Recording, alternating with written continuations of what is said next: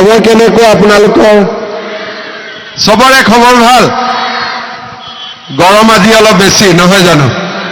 ঠিক আছে, মই বেছি সময় নলওঁ, আপোনালোকক মই কেইটামান কথা কম। বহি লওক সকলো ধুনীয়াকৈ, একো এফালেতো চকী নাই, থিয় হৈ থাকিব লাগিব। হ'ব, কোনোবা এজনে এই ফ্লেগ দুখন অলপ মৰম কৰি খুলি দিয়কচোন। টানি নিদিব, ভাল কৰি খুলিব। খুলি দিয়ক, উলিয়াই দিয়ক।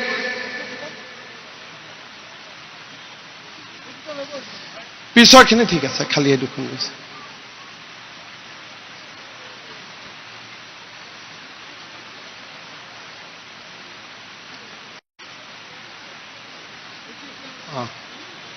টানি দে, ওলাই যাব। বঢ়িয়া। আজিৰ আমাৰ মাজত উপস্থিত ধাৰাপুৰ তালুকৰ সভাপতি তিলক কলিতা ডাঙৰীয়া, গুৱাহাটী মহানগৰ জিলা ভাৰতীয় জনতা পাৰ্টিৰ সভাপতি তপন দাস ডাঙৰীয়া, আমাৰ বিমানকোট মণ্ডলৰ সভাপতি তীৰ্থ মেধি ডাঙৰীয়া, গুৱাহাটী জিলা পঞ্চায়তৰ কো কনভেনৰ অনুপ মেধি ডাঙৰীয়া, ৰত্না সিং ডাঙৰীয়ানী, কুশল দাস আমাৰ ৰাণী চাপৰি জিলা পৰিষদৰ প্ৰাৰ্থী, পৰেশ বৰুৱা ডাঙৰীয়া, মণিমা কলিতা ডাঙৰীয়ানী, ইতিমধ্যে আনকণ্টেষ্ট ধাৰাপুৰ তালুকৰ ধাৰাপুৰৰ পৰা নিৰ্বাচিত হৈছে, গুৱাহাটী পৌৰ নিগমৰ মেয়ৰ মৃগেন শৰণীয়া ডাঙৰীয়া, আজিৰ সভাত উপস্থিত আই মাতৃসকল, যুৱক যুৱতী বন্ধু বান্ধৱীসকল আৰু মোৰ সেৱাৰ থলী ৰাইজ, আমি সকলো আজি পঞ্চায়ত নিৰ্বাচন উপলক্ষে ইয়াত সমবেত হৈছোঁ। কোন তাৰিখে হ'ব পঞ্চায়তৰ ইলেকশ্যন? 7 তাৰিখে। এইবাৰ পঞ্চায়ত ইলেকশ্যনটো আগত কৰি অলপ বেলেগ।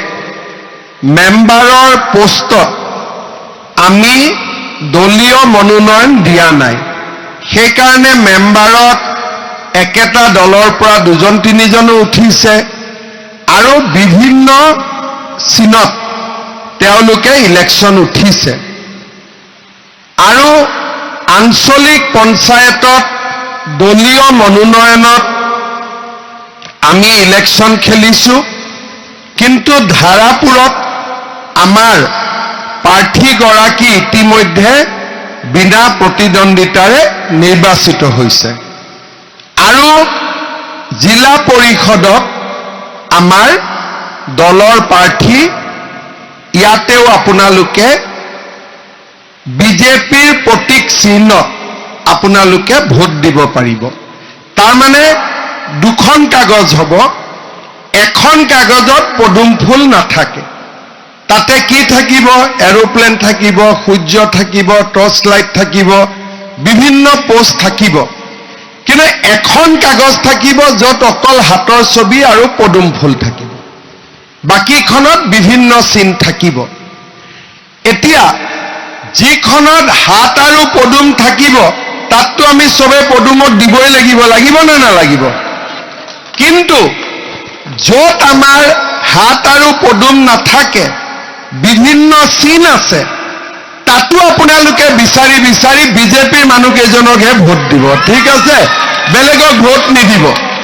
কিয়? এপাচি 1 বস্তা আলুত এটাও যদি পচা আলু সোমাই যায়, গোটেই আলুটো পচাই দিব নে নাই? সেইকাৰণে কংগ্ৰেছ নিদিব। আমাৰ যি আছে, আমাৰ ভিতৰত 2-3জন আছে, এজনক দিলে হৈ গ'ল, সকলো পাৰ্টিতে থাকিব, ভালে থাকিব, ঠিক আছে? খালি কংগ্ৰেছক নিদিব, হ'ব? এতিয়া আমাৰ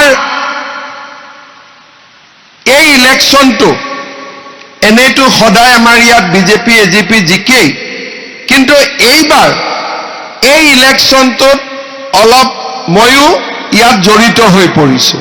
কিয়? আগতে জালুকবাৰী সমষ্টি বুলি ক'লে আজাৰা ধাৰাপুৰ ইয়াত নাছিলে, ক'ত আছিলে? পশ্চিম গুৱাহাটীত আছিলে। এতিয়া আমাৰ এই সমষ্টিটো নতুনকৈ জালুকবাৰী সমষ্টিত আহি অন্তৰ্ভুক্ত হ'ল। আৰু অহাবাৰ যদি দলে মোক টিকট দিয়ে মই ইয়াতে ইলেকশ্যন উঠিব লাগিব। আৰু সেইকাৰণে এই পঞ্চায়ত ইলেকশ্যনটো মোৰ কাৰণেও পৰীক্ষা এটা। মেট্ৰিক কেতিয়া হয়? আগতে টেষ্ট পৰীক্ষা হয়, তাৰ পিছতহে মেট্ৰিক হয়, হয়নে নহয়? গতিকে এইটো মোৰ কাৰণেও টেষ্ট পৰীক্ষাৰ দৰে কথা। এইটো পাছ কৰিলেহে মই মেট্ৰিক দিব পাৰিম, হয়নে নহয়? যদি এইটো মই পাছ কৰিব নোৱাৰো মই মেট্ৰিক কেনেকৈ দিব পাৰিম? সেইকাৰণে যোনে আগতে বিজেপিকো কিবা কাৰণত দিছিলে, এজিপিকো দিছিলে, কংগ্ৰেছকো দিছিলে, যি দিছিল দিছিল, এইবাৰ কিন্তু চবেই পদুম ফুলত দিব লাগিব। হ'বনে? তেতিয়া মোৰো অলপ বাছনি পৰীক্ষাটো ময়ো পাছ কৰিম। তেতিয়া ফাইনেল পৰীক্ষা দিবৰ কাৰণে মোৰো অলপ সাহস হ'ব। ঠিক আছে? শ্ৰদ্ধাৰ ৰাইজ, আমাৰ অসমত আমি যিহেতু গুৱাহাটী মহানগৰীৰ লগতে থাকোঁ, বেলেগ দূৰ দূৰণিবতীয়া ৰাইজত কৰি আমি পৃথিৱীৰ খবৰ, ৰাজ্যৰ খবৰ আমি বেলেগতকৈ সোনকালে পাওঁ। এয়াৰপৰ্টৰ কাষত আছোঁ, গুৱাহাটী বিশ্ববিদ্যালয়ৰ কাষত আছোঁ, গতিকে আমি খবৰ আৰু বেছি ভালকৈ সোনকালে পাওঁ। আপোনালোকে নিজে চিন্তা কৰক, অসমত মূলতঃ দুটা পাৰ্টি আছে, এটা কংগ্ৰেছ আৰু এটা বিজেপি। এই দুইটা পাৰ্টিয়ে বৰ্তমান অসমত আছে। বিজেপিৰ লগত এজিপি আছে, কংগ্ৰেছৰ লগতো কিবা কিবি পাৰ্টি আছে। 2016 চনত আমাৰ অসমত বিজেপিৰ চৰকাৰ হয়। প্ৰথমবাৰ আমি বহুত কৰিম বুলি ভাবিছিলোঁ, কিন্তু কোভিড আহি গ'ল। মানুহৰ জীৱন বচোৱাটোৱে মূল লক্ষ্য হৈ গ'ল। গতিকে কোভিডৰ সময়ত আমি কোভিডক লৈ ব্যস্ত থাকিলোঁ, ৰাইজক ভেকচিন দিলোঁ, ৰাইজক অক্সিজেন দিলোঁ, হস্পিটাল হ'ল, এম্বুলেন্স আহিলে। বেলেগ ৰাজ্যৰ তুলনাত আমাৰ অসমত কোভিডত মৃত্যুৰ সংখ্যাও কম আছিলে আৰু আমি মানুহখিনিক জীৱনৰ নিৰাপত্তা দিয়াটো আমি সফল হলোঁ। কোভিড গ'ল, ইলেকশ্যন হ'ল। 2021 চনৰ 10 মে তাৰিখে মই অসমৰ মুখ্যমন্ত্ৰী হলোঁ। আমাৰ অসমত সমস্যা কিমান? আজি বোলে আলফা, কালি বোলে বড়ো, পৰহি বোলে কাৰ্বি। সদায় অসমত কোনোবা নহয় কোনোবা জেগাত গুলিকাণ্ড এটা হৈয়েই থাকে, বোমা বিস্ফোৰণো হয়। আন্দোলনটোতো 12 মাহত 13টা। আজি বোলে কামৰূপ বন, কালি বোলে গোৱালপাৰা বন, কালি মধ্য অসম বন, কালি নামনি অসম বন, কালি অসম বন। আমি এনেকৈ ডাঙৰ হলোঁ। মোৰ মনত আছে 1979 চনত মই ক্লাছ 6ত পঢ়িছিলোঁ। তেতিয়াৰ পৰা যি আন্দোলন আৰু এইবিলাক দেখিলোঁ, আমি ভবাও নাছিলোঁ যে অসমত কেতিয়াবা এইবোৰ শেষ হ'ব। অসম চুক্তি হ'ল, কিন্তু আন্দোলন নকমিল, আন্দোলনটো বাঢ়িহে গ'ল। তাৰপিছত বজৰং হ'ল, ৰাইনো হ'ল, কিবা কিবি হৈয়ে থাকিল, চব হ'ল। কিন্তু অসমত শান্তি কেতিয়াও মানুহে দেখা পোৱা নাছিলে। বোলে বিহু চাব গৈছে, ৰাতি হ'ল, মাক বাপেক চিন্তাত থাকে ল'ৰাটো ঘৰ আহি পালেনে নাই। এতিয়া আপোনালোকে নিজে চাওক, 21 চনত মই যেতিয়াৰ পৰা মুখ্যমন্ত্ৰী হলোঁ, অসমত এটাও গুলিকাণ্ড হৈছে নেকি?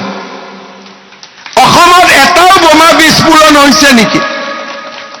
অসমত অসম বন্ধ যোৱা 4 বছৰ হৈ গ'ল, মানুহে অসম বন্ধ পাহৰি গ'ল। এটাও অসম বন্ধ ক'তো হোৱা নাই। অসমখনৰ পৰিৱেশ, যোৱা 4 বছৰত অসমৰ যি পৰিৱেশ, এই পৰিৱেশ কেতিয়াবা আমি পাম বুলি আমি কেতিয়াও ভবা নাছিলোঁ। আনকি বড়োলেণ্ডতো, কোকৰাঝাৰতো আন্দোলন নোহোৱা হ'ল। ডিফুটো আন্দোলন নোহোৱা হ'ল চাৰিওফালে এটা শান্তিৰ পৰিৱেশ আহিলে শান্তিৰ পৰিৱেশত আমাৰ অসমত মানুহৰ মাজত শিক্ষাৰ প্ৰতি ধাউতি বাঢ়িলে ৰাজহুৱা কাম কাজ আত্মসহায়ক গোট গোটেই পৰিৱেশটোৱে বদলি হৈ থাকিলে আগতে মহিলা গোট খালে আন্দোলনত গৈছে এতিয়া মহিলা গোট খালে গম পাই যে এইটো গোটৰ সভা আছে গোটেই পৰিৱেশটোৱে বদলি গ'ল নে নাই 4 বছৰত আমাৰ অসমৰ পৰিৱেশ সলনি হ'ল চাওঁতে চাওঁতে যোৱা 6 মাহ আগতে আমি এডভান্টেজ অসম সন্মিলন পাতিলোঁ সকলো ডাঙৰ ডাঙৰ উদ্যোগপতি আহিলে যে অসমত এতিয়া শান্তি আছে আমি ইয়াতে উদ্যোগো স্থাপন কৰিম উদ্যোগ স্থাপন কৰিলে আমাৰ লাভ কি হয় দেশত যদি ৰাজ্যত উদ্যোগ নাথাকে সিকিউৰিটি গাৰ্ড কৰিবৰ কাৰণে আমাৰ ল'ৰা ছোৱালী কেৰালাত যাব লাগে তামিলনাডুত যাব লাগে কৰ্ণাটকত যাব লাগে বাংগালুৰুত যাব লাগে কিন্তু অসমতে যদি উদ্যোগ থাকে আমাৰ ল'ৰা ছোৱালীটো বাহিৰত যাব নালাগে মাক বাপেকৰ চিন্তা হৈ থাকে আৰু বাহিৰত দৰমহা কিমান পায় 8,000 টকা খাওঁতে বহুতে গুচি যায় ঘৰত পঠাব নোৱাৰে একো বেমাৰ আজাৰ হ'লেও চিকিৎসা কৰিব নোৱাৰে আনকি কোনোবা যদি বেমাৰত মৃত্যু হয় ডেড বডিটো অসমত ঘূৰি নাহে আজি যদি আমি অসমতে উদ্যোগবিলাক স্থাপন কৰিব পাৰোঁ আমাৰ যিমান বাহিৰত ল'ৰা ছোৱালী আছে আমিতো অসমত তেওঁলোকক আকৌ মাকৰ বুকুলৈকে উভতাই নিব পাৰিম আজি মই এইবিলাক কথা চিন্তা কৰিছোঁ 50,000 1 লাখৰ কাৰণে বাহিৰত চাকৰি কৰিব যাওক 8,000 9,000 টকাৰ কাৰণে বাহিৰত চাকৰি কৰি মাক বাপেকৰ চিন্তাৰ বাদেতো একো নহয় আজি আমাৰ সমাজখনৰ পৰিৱৰ্তন হৈছে লাহে লাহে সমাজত আমাৰ বিশৃংখলতা কমিছে ইটো সমস্যা সিটো সমস্যা সমাধান হৈছে আৰু চৰকাৰে দুখীয়া আৰু মধ্যবিত্ত মানুহৰ কাৰণে কাম কৰিছে প্ৰধানমন্ত্ৰী ডাঙৰীয়াই আমাক বিনামূলীয়াকৈ চাউল দিছে কিষাণ সন্মান নিধি দিছে প্ৰধানমন্ত্ৰী ডাঙৰীয়াই আমাক কাৰ্ড দিছে আয়ুষ্মান ভাৰত আয়ুষ্মান অসম 5 লাখ টকালৈকে আমি বিনামূলীয়াকৈ চিকিৎসা ল'ব পাৰোঁ অৰুণোদয় আহিলে নিযুত মইনা আহিলে কংগ্ৰেছৰ দিনত আপোনালোকে মনত পেলাওক আমাৰ চৰকাৰে আমাক কি আঁচনি দিছিলে ধুতি লুঙি সূতা আঁঠুৱা কম্বল মই ঠিক কৈছোনে আৰু কি কৰে আজি যেনেকে গোটৰ মিটিং হয় মহিলাবিলাকক ক'ব কংগ্ৰেছৰ মিটিং বোলে মিটিঙত গ'লে কি পাম বোলে সূতা পাম 5,000 মহিলা গ'ল মিটিঙত ট্ৰাকখনত সূতা আছে 200 বান্ডেল ওপৰৰ পৰা সূতা দলিয়াই দিয়ে যোনে যাৰ গাৰ ওপৰত পৰে পঢ়ক আৰু সূতা ঘৰত আহি নাপায় আৰু সূতা ৰাস্তাতে থাকি যায় ঘৰত আহি কাজিয়া পেচালহে আৰম্ভ হয় আজি লুঙিও গ'ল ধুতিও গ'ল সূতাও গ'ল কম্বলো গ'ল আঁঠুৱাও গ'ল অৰুণোদয় আহিলে 830 টকা হ'ল 1250 টকা হ'ল লাহে লাহে নোপোৱা মানুহবিলাকে অৰুণোদয় পাই থাকিলে আৰু এইবাৰো আমাৰ ইয়াত যি কেইগৰাকী মানুহে অৰুণোদয় পাব বাকী আছে এইখিনিও মই দি দিম সকলোৱে অৰুণোদয়ও পাই যাব যিমান দুখীয়া মানুহ আছে সকলোৱে অৰুণোদয় পাই যাব এতিয়া অৰুণোদয় আহে লাইন পাতিবতো নালাগে 10 তাৰিখে নিজে নিজে বেংকত আহি যায় নে লাইন পাতিব লাগে কাৰো মিটিঙতো যাব নালাগে দৌৰাদৌৰিও কৰিব নালাগে নিজে নিজে বেংকত অৰুণোদয় আহি যায় বোলে ছোৱালী কলেজত গৈছে দেউতাক মাকে পইচা দিব নালাগে নিযুত মইনা আঁচনি আছে 1,000 টকাৰ পৰা 2,500 টকা মাহত ছোৱালীৰ খৰচো কোনে পায় চৰকাৰে দিয়ে আজি আমি ছোৱালীক পঢ়াব পাৰোঁ ঘৰখনৰ টকাটো বাচি যায় কলেজত বোলে এডমিশ্যন ল'ব লাগে 10,000 টকা এডমিশ্যন ফিজ লাগে দুখীয়া মানুহৰ লগত নাথাকে, কাৰোবাক ঘাট পাতিব লাগে। আজি চৰকাৰে বিনামূলীয়া এডমিশ্যন কৰিছে, তাতো এখন ইনকাম চাৰ্টিফিকেট লাগে, গাঁওবুঢ়াৰ লাগে, মৌজাদাৰৰ লাগে। এইবাৰ মই তাতো নিয়ম কৰিছো যে কলেজৰ এডমিশ্যনৰ কাৰণে ইনকাম চাৰ্টিফিকেট নালাগে, ৰেচন কাৰ্ডখন দেখুৱাই দিলে কলেজত এডমিশ্যন হৈ যাব। প্ৰধানমন্ত্ৰী আৱাস যোজনাৰ ঘৰ লাগে, আগতে জিঅ' টেগিং নহয়, এইবাৰ জীৱিকা সখী বাইদেউসকলে জিঅ' টেগিং কৰিছে। আৰু যোনে তেতিয়াও হোৱা নাই, 10 মে'ৰ পৰা 30 মে'ৰ ভিতৰত আমি নিজৰ জিঅ' টেগিং নিজেই কৰি ল'ব পাৰিম। নিজৰ জিঅ' টেগিং নিজে হ'লে নিজেতো নিজৰ পৰা টকা নাখায় নে খাব? নিজৰ টকাটো মানুহে নিজে নাখায়, গতিকে তাৰো সুবিধা কৰি দিলো। এই ধৰণে দুখীয়া দৰিদ্ৰ মধ্যবিত্ত সমাজখন আগুৱাই গৈ থাকিল। 1 অক্টোবৰৰ পৰা আমি সিদ্ধান্ত লৈছো যে ৰেচন কাৰ্ডত আমি চাউল পালো, কলেজত এডমিশ্যন পালো। এইবাৰ আমি ৰেচন কাৰ্ডতে ৰাইজক বজাৰতকৈ কম দামত চেনি দিম, দালি দিম আৰু নিমখ দিম। বজাৰত যদি 90 টকা দালিৰ দাম হয়, আমি ৰেচন কাৰ্ডত 60 টকাত দি দিম। বজাৰত যদি 90 টকা চেনিৰ দাম হয়, আমি আপোনালোকক 60 টকাত দিম। 1 অক্টোবৰৰ পৰা আমি নতুনকৈ দি যাম। চাউল হ'ল, দালি হ'ল, নিমখ হ'ল, চেনি হ'ল, কি বাকী থাকিল এতিয়া? তেল, মিঠাতেল বাকী থাকিলে। আৰু এটা ক'ত আপোনালোকে বহুত টকা দিব লাগে, সেইটো হ'ল গেছৰ চিলিণ্ডাৰত। হয়নে? 1000 টকা দিব লাগে গেছৰ চিলিণ্ডাৰত, 1050। এতিয়া 1 অক্টোবৰৰ পৰা আপোনালোকক মই গেছৰ চিলিণ্ডাৰ 650 টকাত দি দিম। আৰু যাৰ উজ্বলা গেছৰ কাৰ্ড আছে, কাৰ আছে উজ্বলা গেছ?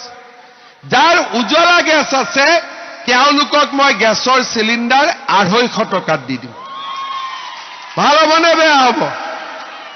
তাৰ মানে কংগ্ৰেছৰ দিনত পাইছিল লুঙি ধুতি, আমাৰ দিনত পালে অৰুণোদয়, চাউল, দালি, নিমখ, চেনি আৰু গেছৰ চিলিণ্ডাৰ। তেলটো কি হয় চাই ল'ম, মিঠাতেলটো, ঠিক আছে?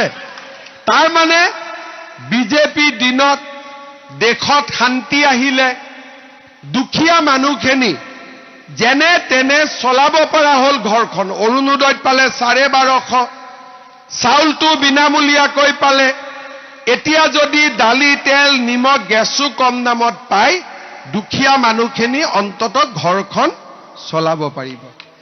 আমাৰ কংগ্ৰেছৰ এজন মন্ত্ৰী আছিলে লীনমণি সেন ডেকা, কি কয় 5 টকাতে খাব পাৰি নে কি কৈছিলে, হয়নে? নে 5 টকা কৈছিল নে 3 টকা কৈছিল জানো? 2.5 টকা। কিন্তু আমি কি কৰিছো, 1250 অৰুণোদয় পালে, চাউল পালে, বেমাৰ হলে 5 লাখ টকাৰ চিকিৎসা হ'ল, কলেজত এডমিশ্যন বিনামূলীয়া হ'ল, দালি, নিমখ, চেনি আৰু গেছৰ দামো কমি গ'ল। 1 এপ্ৰিলৰ পৰা ইলেক্ট্ৰিচিটিৰ মূল্যও আমি প্ৰতি ইউনিটত 1 টকা কমাই দিছো। এইবাৰ বিলত আপোনালোকে গম পাব। আৰু 1 অক্টোবৰৰ পৰা পাৰিলে মই আৰু 1 টকা কমাই দিম, যাতে ইলেক্ট্ৰিচিটিটো মানুহৰ কষ্ট কমি যায়। তাৰ পিছত কি থাকিলে, এতিয়া আপোনালোকে চাওক, আমাৰ ল'ৰা ছোৱালীয়ে যেতিয়া মেট্ৰিক দিয়ে, সৰুতে মোক মায়ে কি কয়, গাখীৰ খা। আমি ভাবো গাখীৰ কিয় খাব লাগে, গাখীৰ খালে পৰীক্ষা ভাল হয় নেকি? তথাপিতো ঘৰত গাখীৰ আছে, মায়ে গাখীৰ দিয়ে, গাখীৰ খাওঁ। কিন্তু বহুত পৰিয়ালৰ ঘৰততো গাখীৰ দিবও গাখীৰ নাই। ক'ৰ পৰা গাখীৰ খুৱাব? মাকৰ ইচ্ছা থাকে, গাখীৰ খুৱাব নোৱাৰে, ভাল কিতাপ এখন কিনি দিব নোৱাৰে, নোট এখন কিনি দিব নোৱাৰে।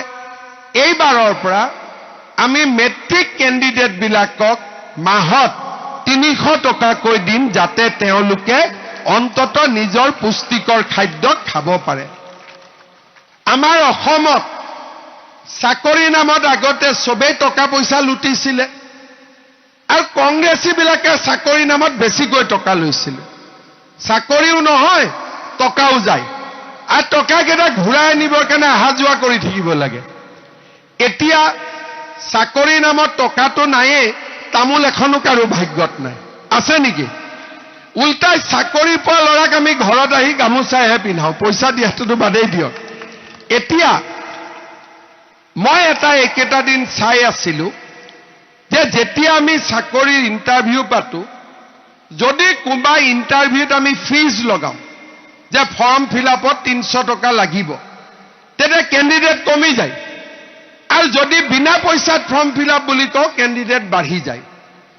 তাৰ মানে অসমত বহুত মানুহ আছে যোনে চাকৰি ইণ্টাৰভিউ দিবৰ কাৰণেও পকেটত টকা নাথাকে। এইবাৰ আমি কি কৰিব খুজিছো, যিমান ল'ৰা ছোৱালী ডিগ্ৰী পাছ কৰিব, চাকৰি ইণ্টাৰভিউ বিলাকত যাতে যাব পাৰে, ডিগ্ৰী পাছ কৰা ল'ৰা ছোৱালীক মই 1 বছৰলৈকে চৰকাৰৰ পৰা মাহত 2,500 টকা কৰি আমি দি থাকোঁ। ক্লাছ 9ৰ ছোৱালীয়ে চাকৰি পালে, 10ত চাইকেল পালে, 10ত 300 টকা পালে, স্কুলত কলেজত গ'লে নিযুত মইনা পালে, ডিগ্ৰী পাছ কৰিলে 2,500 টকা কৰি মাহত পালে। আৰু এবাৰ নিয়ম কৰিছো কি, কোনোবা ল'ৰাই কয় বোলে মোক কিবা এটা কিনিব লাগে, বোলে জেচিবি কিনিব লাগে, ডাম্পাৰ কিনিব লাগে, ইটো কিনিব লাগে, বেংকত 2 লাখ টকা দিব লাগে, নহলে লোন নিদিয়ে বেংকে। ক'ৰ পৰা পাব ল'ৰা ছোৱালীয়ে? এতিয়াৰ পৰা প্ৰত্যেক বছৰে প্ৰত্যেক সমষ্টিত আমি 1,000 ল'ৰা ছোৱালীক 2 লাখ টকাকৈ দি থাকিম, যাতে ব্যৱসায় বাণিজ্য কৰিব পাৰে। 2 লাখ টকা পালে বেংকৰ পৰা আৰু 4 লাখ লোন ল'ব পাৰে। এই কথাবিলাক আগততো কোনো চৰকাৰে চিন্তা কৰা নাছিল। লুঙি ধুতি এইবিলাকে চিন্তা কৰিছিল, মানুহক ঠগাই পেলাই ভোট লোৱা। কিন্তু আমাৰ ঠাক ঠগ নাই, আমি ৰাইজৰ উন্নতিৰ বাবে কাম কৰি গৈ আছো। আৰু বিজেপি দলেই আজি অসমলৈ পৰিৱৰ্তন আনিছে, শান্তি আনিছে, চাকৰি নামত টকা পইচা লোৱা বন্ধ কৰোৱালে। আজি অসমৰ মানুহে এখন মৰ্যাদাপূৰ্ণ সমাজত বাস কৰিব পাৰে। মহিলাসকলক 10,000টো লাগিবনে নাই? কাৰ কাৰ নাম আছে 10,000ত? চবৰে নাম আছে। জুন মাহত আহি 10,000টো দি দিম, হ'ব? জুন মাহত আহি মই 10,000টো দি থৈ যাম। এতিয়া 10,000টো শেষ নহয়, 10ৰ পিছত যিসকলে এই 10,000টো ভাল কৰি খৰচ কৰিব, তেওঁলোকক আমি পিছৰ বছৰ 25,000 টকা দিম। মই যদি কৈছো দিম, তাৰমানে দিমেই আৰু, এইটো কোনো টেনশ্যন ল'বলগীয়া কথা নহয়। খালি প্ৰথম 10,000টো ভাল কৰি খৰচ কৰিব লাগিব। মোবাইল কিনি দিলে নহ'ব। গিৰিয়েকৰ ব্যৱসায়ত দিয়ক, কোনো কথা নাই, কিন্তু ভাল কামত দিব লাগিব। আৰু এটা কথা আছে, 10,000 পাবৰ কাৰণে ঘৰত 3টাতকৈ বেছি বাচ্চা হ'ব নোৱাৰিব। যদি অহা বছৰ 4টা হৈ যায়, তেতিয়াও নাপাব। আমাৰ ইয়াত সমস্যা নাই, কিন্তু আজি ৰাতিপুৱা মই এখন জাগাত গৈছিলো য'ত 12টালৈকে হৈ যায় বাচ্চা। গতিকে তাতে মই বুজাই দি আহিছো যে ভাই 3টাতকৈ বেছি হ'ব নালাগে। এটাই কৈছে 2জনী ছোৱালী হ'লে কি হ'ব? মই বোলো ঠিক আছে, যে আল্লাহ আৰু এটা ল'ৰাৰ কাৰণে এবাৰ চান্স দিব, কিন্তু তাতকৈ বেছি নহয়। আৰু 3বাৰ যদি তোক আল্লাহ নিদিয়ে আৰু, গতিকে ছোৱালীকলৈহে চলিব লাগিব। তাৰপিছত মই বুজালো যে আজিকালি ল'ৰা আৰু ছোৱালীৰ কোনো পাৰ্থক্য নাই। ছোৱালীও লক্ষী, ল'ৰাই কৰিব নোৱাৰা কামো ছোৱালী কৰে। গতিকে আজিকালি ছোৱালী বিচাৰি ল'ৰা বিচাৰি নাই, ভগৱানে যি দিছে তাকে সন্তুষ্ট থাকে, তাকে পঢ়া শুনাই ডাক্তৰ ইঞ্জিনিয়াৰ ভাল কাম কৰাব পাৰা। শ্ৰদ্ধাৰ ৰাইজ, মই অলপ আগতে আজাৰাত কৈ আছিলো, মোৰ MLA হোৱা লাহেকৈ 25 বছৰ হ'ব। প্ৰথম মই কেতিয়া MLA হৈছিলো? 2001 চনত। ইলেকশ্যন উঠিছিলো 96তে, যেতিয়া মোৰ 27 বছৰ হৈছিলে। কিন্তু সেইবাৰ মই 12,000 ভোটত হাৰিলো। হাৰাৰ পিছত ৰাইজৰ লগত লাগি থাকিলো। 1 চনত মই 12,000ত জিকিলো, 6 চনত মই 24,000ত জিকিলো, 11 চনত মই 45,000ত জিকিলো, 16ত মই 85,000ত জিকিলো, 21ত মই 1,04,000 ভোটত জিকিলো। তাৰমানে প্ৰথমৰ পৰা হাৰাৰ পৰা গৈ গৈ গৈ গৈ, আৰু আমাৰ পুৰণা জালুকবাৰীত ইমান ভোটেই নাছিল, ডাঙৰ সমষ্টিও নহয়। এখন গাঁৱত যদি 1,000টা বাকচত ভোট থাকে, 998, 996টো মই পায়েই যাওঁ।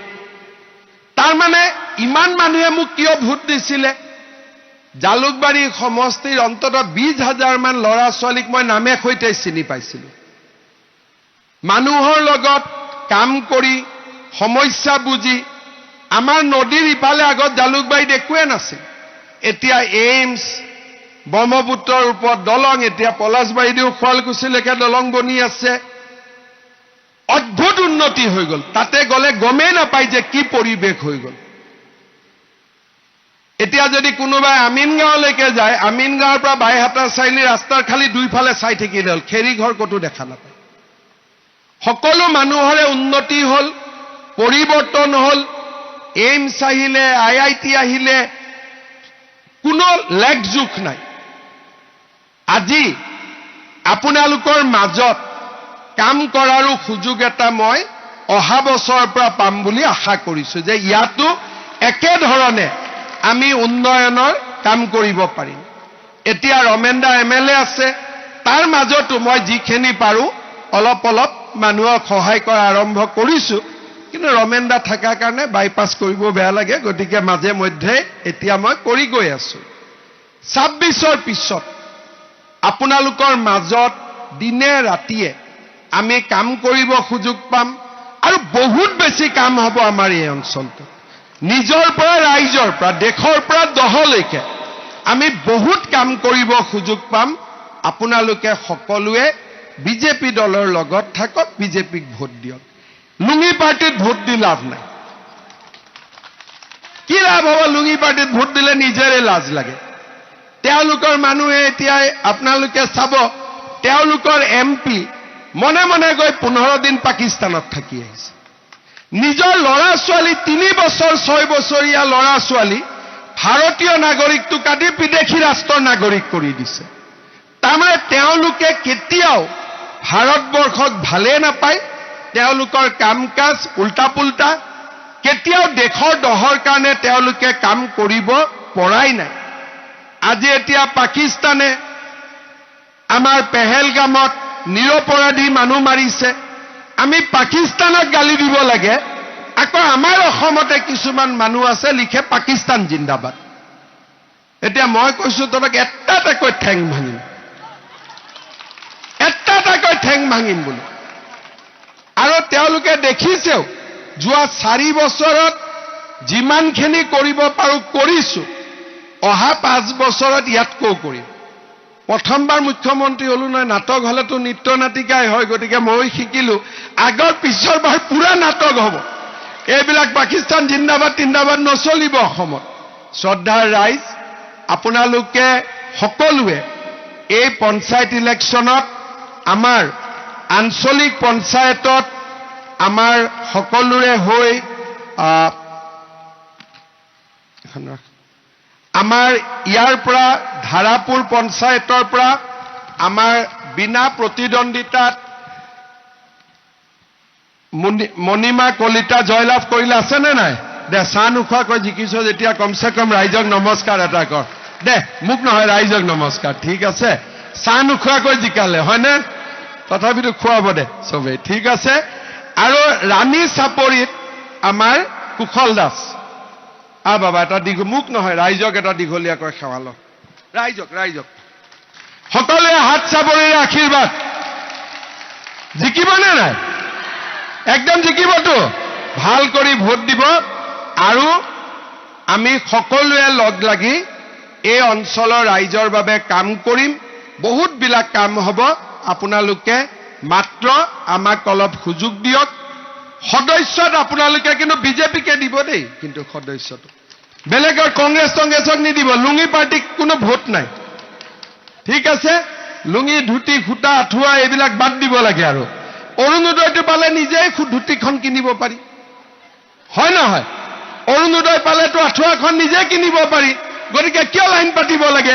সেইকাৰণে লুঙি পাৰ্টিক ভোট দিব নালাগে আমি অৰুণোদয়ক ভোট দিম নিযুত মইনাক ভোট দিম নৰেন্দ্ৰ মোদীক ভোট দিম হ'ব সকলোৱে মোৰ লগত একেলগে ক'ব ভাৰত মাতা কি ভাৰত মাতা কি নৰেন্দ্ৰ মোদী বিজেপি এজিপি বহুত বহুত ধন্যবাদ আৰু মোক ইয়াত আহিলে সুধি থাকে 10,000টো কেতিয়া পাম বুলি বাইদেউবিলাকে সুধি থাকিব নালাগে জুনত আহি মই দি থৈ যাম ঠিক আছে